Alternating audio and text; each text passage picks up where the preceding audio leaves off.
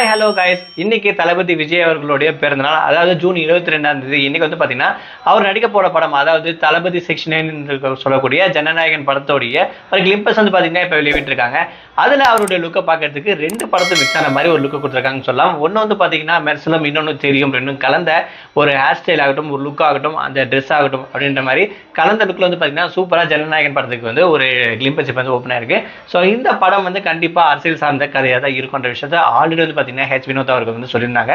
இந்த படத்தோட ரிலீஸ் வந்து ஆரம்பத்துல, அதாவது 2026 ஜனவரி மாதம் பொங்கல் அன்னைக்கு ரிலீஸ் பண்ணலான்னு வச்சிருந்தாங்க. பட் இப்போ தேதி வந்து பார்த்தீங்கன்னா மாற்றிருக்காங்க. அதாவது ஜனவரி 9 வெள்ளிக்கிழமை 2026 ரிலீஸ் ஆக போகுது அப்படின்ற ஒரு அனௌன்ஸ்மெண்ட் பார்த்தீங்கன்னா கொடுத்துட்டாங்க. இதுக்கப்புறம் கண்டிப்பாக தெரியா மாசா வேற லெவலாக கண்டிப்பாக இருக்க போகுது அப்படின்னு சொல்லலாம். அது மட்டும் இல்லாமல் இன்னைக்கு தளபதி விஜய் அவர்களோட பிறந்தநாளை வேற அளவுக்கு கொண்டாடிட்டு இருக்காங்க.